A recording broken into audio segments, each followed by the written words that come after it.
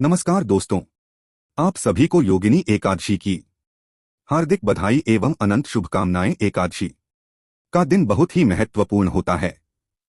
प्रत्येक माह के कृष्ण पक्ष और शुक्ल पक्ष की एकादशी तिथि के दिन एकादशी का व्रत धारण किया जाता है। एकादशी का व्रत भगवान विष्णु भगवान श्री कृष्ण को अति प्रिय होता है। सच्ची श्रद्धा के साथ नियम और निष्ठा के साथ भक्त एकादशी का व्रत धारण करते हैं। इस दौरान भगवान विष्णु, माता लक्ष्मी, भगवान श्री कृष्ण का पूजन करते हैं, नियमों का पालन करते हैं। तो यह एकादशी सभी प्रकार के पापों को नष्ट करने वाली है। जब व्यक्ति के पाप और ताप नष्ट होते हैं तभी उनके पुण्य का उदय हो पाता है। उसके बाद ही सांसारिक सुखों की प्राप्ति होती है। एकादशी की तिथि महीने में 2 बार आती है, एक शुक्ल पक्ष में और दूसरी कृष्ण पक्ष में। एकादशी को सबसे शुभ दिनों में से एक माना जाता है और इस दिन भक्त कठोर व्रत का पालन करते हैं। इस व्रत में दशमी तिथि के सूर्यास्त के बाद से अन्न ग्रहण नहीं किया जाता और द्वादशी तिथि को विधि विधान से पूजा करके ही व्रत का पारण शुभ मुहूर्त में किया जाता है। तो दोस्तों, आज की इस वीडियो में हम आषाढ़ मास की योगिनी एकादशी के बारे में बात करेंगे। आज हम आपका बताएंगे कि आपको योगिनी एकादशी व्रत कब रखना है, 1 जुलाई या फिर 2 जुलाई को। लेकिन वीडियो को पूरा देखिएगा, तभी आपकी संशय दूर होगा। तो आज की वीडियो में हम जानेंगे कि योगिनी एकादशी इतनी महत्वपूर्ण क्यों है, इसका महत्व, एकादशी कब है, व्रत कब रखें, व्रत का पारण कब करें, एकादशी और द्वादशी तिथि कब से कब तक है, पूजा का शुभ समय क्या है, राहुकाल का समय क्या है, व्रत का पारण किस दिन करेंगे और किस चीज से करें, हरिवासर कब से कब तक है, सारी बातें आज की इस वीडियो में जानेंगे। तो आप अंत तक वीडियो में बने रहे। नमस्कार दोस्तों, स्वागत है आप सभी का एक बार फिर से वास्तुशास्त्र संसार चैनल में। दोस्तों, वीडियो शुरू करने से पहले एक बार पूरी श्रद्धा के साथ कमेंट सेक्शन में लिखें, जय श्री हरि। विष्णु भगवान हरि की कृपा आप पर सदैव बनी रहेगी और वीडियो को लाइक करके वास्तुशास्त्र संसार चैनल को सब्सक्राइब अवश्य कर ले। दोस्तों, पूरे वर्ष में 24 एकादशी आती है, लेकिन जिस साल अधिक मास किया पुरुषोत्तम मास आता है, उस साल 2 अधिक एकादशी यानी कुल मिलाकर के 26 एकादशी आती है। प्रत्येक महीने में 2 बार एकादशी आती है, एक कृष्ण पक्ष में, दूसरी शुक्ल पक्ष में। दोनों ही एकादशियों का भिन्न भिन्न महत्व हमारे धर्म ग्रंथों और पुराणों में बताया हुआ है। एकादशी का व्रत भगवान श्री हरि लक्ष्मी नारायण जी का परम प्रिय व्रत है। एकादशी का व्रत करने से मनुष्य के कई जन्मों के पाप जड़ से नष्ट हो जाते हैं तथा उनके पुण्य का उदय होता है। जब मनुष्य के जन्म जन्मांतर के पाप नष्ट हो जाते हैं तभी उन्हें सांसारिक एवं भौतिक सुखों की प्राप्ति होती है। कृष्ण पक्ष में आने वाली एकादशी में व्रत करने से पूर्वजों और पितरों का आशीर्वाद प्राप्त होता है। वंश की वृद्धि के साथ संतान सुख की प्राप्ति भी होती है। इसी प्रकार शुक्ल पक्ष को पढ़ने वाली एकादशी को व्रत करने से उन्हें मुक्ति मिलती है। पुराणों के अनुसार जो व्यक्ति एकादशी करता रहता है वह जीवन में कभी भी संकटों से नहीं घिरता और उसके जीवन में धन और समृद्धि बनी रहती है। एकादशी व्रत के दिन चावल नहीं खाना चाहिए। इस दिन चावल को जीव के बराबर मानते हैं, क्योंकि शास्त्रों में धार्मिक मान्यता के अनुसार ऐसा माना जाता है कि एक बार महर्षि मेधा ने यज्ञ में आए हुए एक भिक्षु का अपमान किया था, जिसके कारण मां दुर्गा नाराज हो गई और मां दुर्गा को मनाने के लिए महर्षि मेधा ने अपना शरीर त्याग दिया, जमीन में धंस गए। इससे मां दुर्गा प्रसन्न हो गई और महर्षि को आशीर्वाद दिया कि उनके अंग भविष्य में अन्न के रूप में उगेंगे। इस कारण एकादशी के दिन अन्न चावल और जो उगा उस दिन एकादशी तिथि थी, इसलिए चावल को जीव माना गया। यही वजह है कि एकादशी के दिन चावल खाना नहीं खाना चाहिए। दोस्तों, एकादशी के दिन दान करना अच्छा माना गया है। वृत्ति व्यक्ति को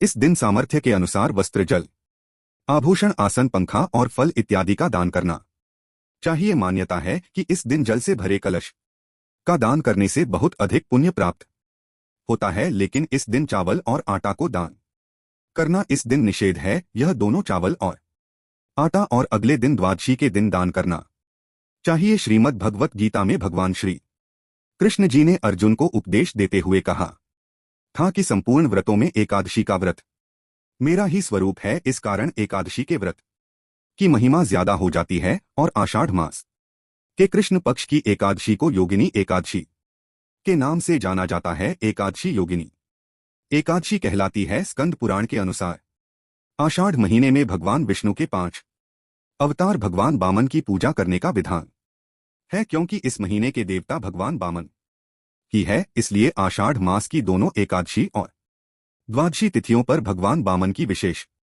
पूजा और व्रत करने की परंपरा है। आषाढ़ के महीने के दौरान भगवान विष्णु के वामन अवतार की पूजा करने से सभी मनोकामनाएं पूरी होती हैं। यूं तो कोई भी व्यक्ति इस व्रत को कर सकता है, परंतु यह व्रत उन लोगों के लिए विशेष रूप से महत्वपूर्ण है जो कुष्ठ रोग अथवा किसी भी प्रकार के चर्म रोग और अन्य स्वास्थ्य समस्याओं से पीड़ित है। इस व्रत के प्रभाव से पूर्व में किए गए समस्त पाप और बुरे कर्म नष्ट हो जाते हैं। उत्तम स्वास्थ्य और संतान सुख की प्राप्ति होती है। एक मान्यता के अनुसार इस दिन स्नान के लिए मिट्टी का प्रयोग करना अति शुभ माना जाता है। स्नान के पूर्व तिल का उपटन शरीर पर लगाकर फिर स्नान करना चाहिए।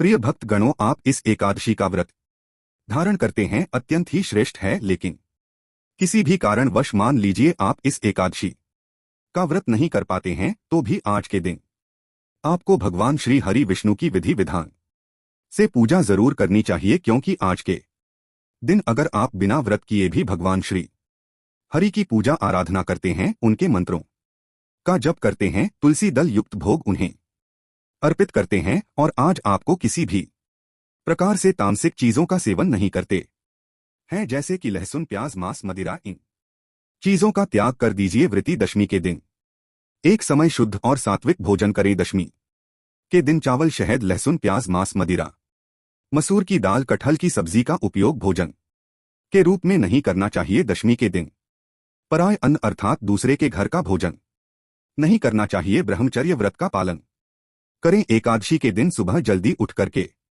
स्नान करके पूजा अर्चना करके एकादशी व्रत का संकल्प धारण करें। एकादशी के दिन सुबह सूर्य भगवान को जल अर्पण करें। माता पिता को प्रणाम करें। तुलसी जी का पूजन करें। गौ माता का पूजन करें। एकादशी के दिन अन्न नहीं खाना चाहिए, केवल और केवल फलों का भोजन करना चाहिए। सर्वोत्तम फलाहार गाय का दूध एवं फल माना गया है। झूठ ना बोले, क्रोध ना करें, लड़ाई झगड़ा एवं वाद विवाद बिल्कुल ना करें। ब्रह्मचर्य का पालन करना चाहिए। दाढ़ी कटिंग या सेविंग नहीं करवाएं। शरीर के अंग के कोई भी बाल काटना या कटवाना वर्जित माना जाता है। नाखून नहीं काटना चाहिए।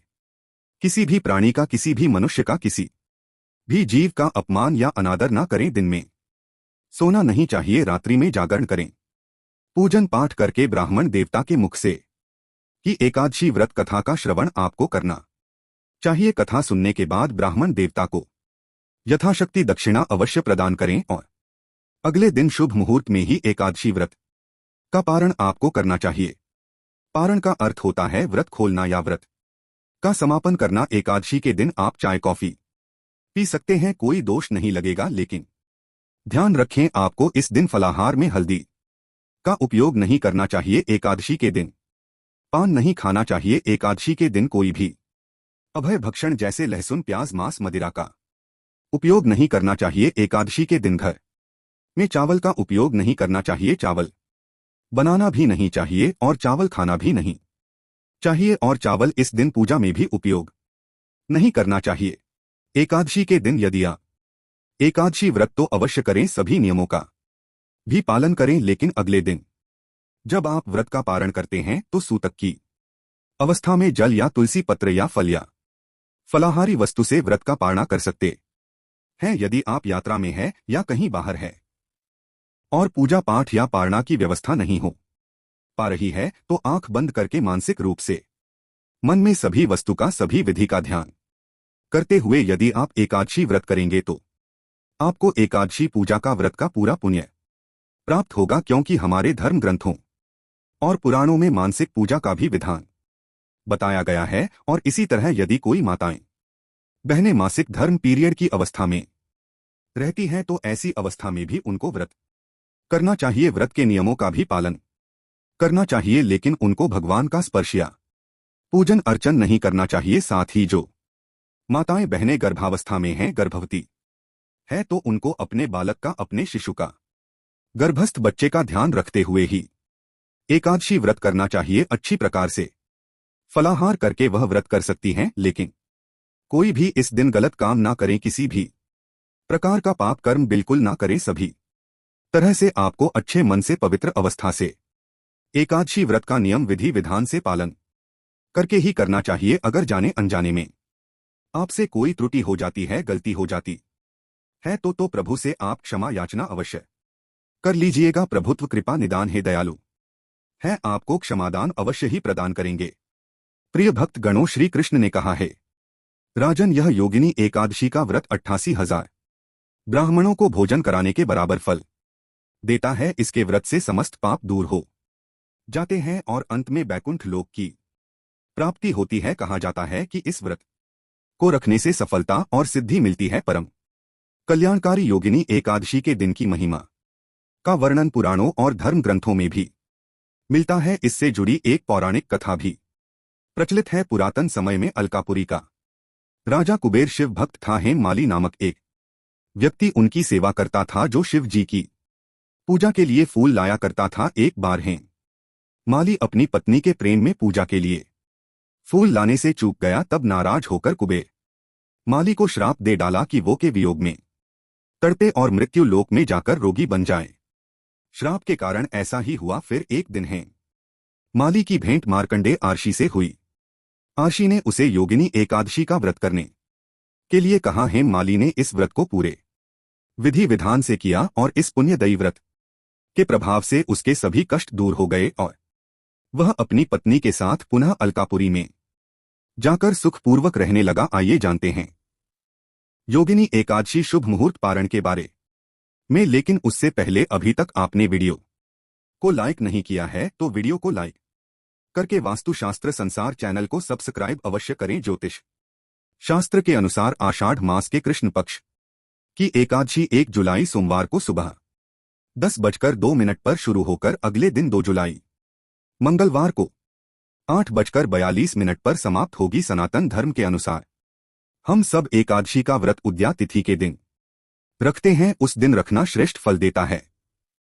इसीलिए इस बार योगिनी एकादशी का उपवास 2 जुलाई मंगलवार 2024 को रखा जाएगा। एकादशी के दिन सूर्य उदय का समय रहेगा सुबह 5:27 पर, सूर्यास्त का समय रहेगा शाम 7:02 पर। एकादशी के दिन ब्रह्मा मुहूर्त समय रहेगा सुबह 4:07 से 4:45 तक और विजय मुहूर्त का समय होगा एकादशी के दिन अर्थात 2 जुलाई को सुबह 2:44 से 3:04 तक। द्वादशी तिथि शुरू होगी 2 जुलाई 8:42 पूर्वाहन से, जुलाई 3 7:01 पूर्वाहन तक और राहुकाल का समय रहेगा जुलाई 2 मंगलवार को दोपहर 3:51 से शाम 5:32 तक। राहुकाल के समय कोई भी शुभ कार्य नहीं करते, इस बात का ध्यान रखिएगा। अभिजीत मुहूर्त रहेगा दोपहर 12:04 से दोपहर 12:57 तक। अमृत काल रहेगा सुबह 2:02 से सुबह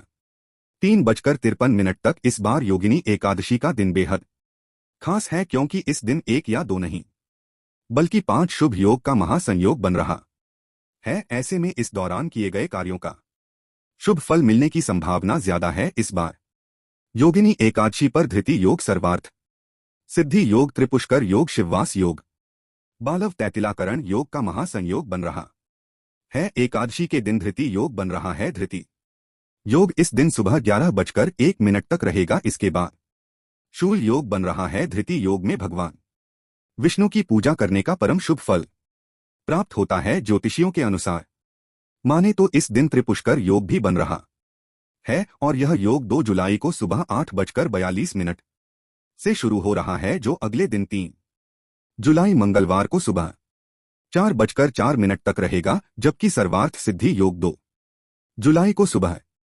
5:27 से शुरू होगा और यह समाप्त होगा 3 जुलाई बुधवार को सुबह 4:04 पर। कहते हैं कि इस बीच में अगर भगवान विष्णु, माता लक्ष्मी, महादेव, पार्वती जी का पूजन किया जाता है तो मनवांछित फल की प्राप्ति होती है। धार्मिक मान्यताओं के अनुसार सर्वार्थ सिद्ध योग में किया गया कार्य सफल सिद्ध होता है। वहीं त्रिपुष्कर योग में पूजा पाठ दान यज्ञ या कोई अन्य शुभ कार्य करने से 3 गुना फल प्राप्त होता है। त्रिपुष्कर योग में योगिनी एकादशी व्रत की पूजा करना अच्छा रहेगा। इसी तरह योगिनी एकादशी के दिन शिववास योग भी बन रहा है। इस दिन भगवान शिव सुबह 8:42 तक कैलाश पर विराजमान रहेंगे। उसके बाद में नंदी पर सवार हो जाएंगे। भगवान शिव के कैलाश और नंदी पर विराजमान रहने के बीच की अवधि को शिववास योग कहते हैं। इस बीच में अगर भक्त शिवालय में जाकर भगवान महादेव और माता पार्वती जी का पूजन करते हैं तो उन्हें सभी सिद्धियां भगवान महादेव और माता जी सुलभ करवा देते हैं। योगिनी एकादशी के व्रत का पारण हरिवासर तिथि में नहीं करना चाहिए। हरिवासर तिथि समाप्त होने पर ही व्रत का पारण करना चाहिए। हरिवासर का समय द्वादशी तिथि के पहले 1/4 समय को कहा जाता है। व्रत का पारण द्वादशी तिथि में करना ही श्रेष्ठ होता है। व्रत का पारण द्वादशी तिथि के समाप्त होने से पहले कर लेना चाहिए। द्वादशी तिथि के समाप्त होने पर व्रत का पारण करने से एकादशी व्रत का पुण्य क्षीण हो जाता है। इसलिए द्वादशी तिथि समाप्त होने से पहले ही व्रत का पारण कर लेना चाहिए। व्रत का पारण 3 जुलाई बुधवार 2024 को सुबह सूर्य उदय से यानी 5:28 से 7:01 के मध्य का समय रहेगा। अर्थात पारण की कुल अवधि 1 घंटा 42 मिनट है। इसी बीच के समय में व्रत का पारण करना श्रेष्ठ रहता। पारण यानी द्वादशी के दिन एक निश्चित समय पर कुछ नियमों का पालन करते हुए एकादशी व्रत को पूर्ण करना। जब कोई व्यक्ति एकादशी व्रत का आरंभ करता है तो उसे इस व्रत के पारण द्वारा उसे भी पूर्ण करना चाहिए। हमारे शास्त्रों में बताया गया है कि यदि कोई व्यक्ति निर्धारित पारण समय के अंदर एकादशी का पारण नहीं करता है तो उसे द्वादशी पर फिर से पूरा दिन उपवास करना पड़ेगा और वह त्रयोदशी पर ही उसे पूर्ण कर पाएगा। कई बार कुछ लोग यात्रा में होते हैं या फिर भूल जाने के कारण एकादशी व्रत तो कर लेते हैं लेकिन उसका पारण नहीं कर पाते। ऐसे प्रसंगों में व्यक्ति को सावधानी पूर्वक याद से एकादशी व्रत का पारण अवश्य करना चाहिए। प्रिय भक्त गणों, यह थी एकादशी से संबंधित संपूर्ण जानकारी। उम्मीद करता हूं आपको यह जानकारी पसंद आई होगी। पसंद आई हो तो लाइक कर दीजिए। वास्तुशास्त्र संसार चैनल को सब्सक्राइब करके बेल आइकन का बटन अवश्य ही दबा दीजिए। मिलते हैं एक नई वीडियो के साथ, तब तक के लिए धन्यवाद। हर हर हर महादेव। जय श्री हरि विष्णु।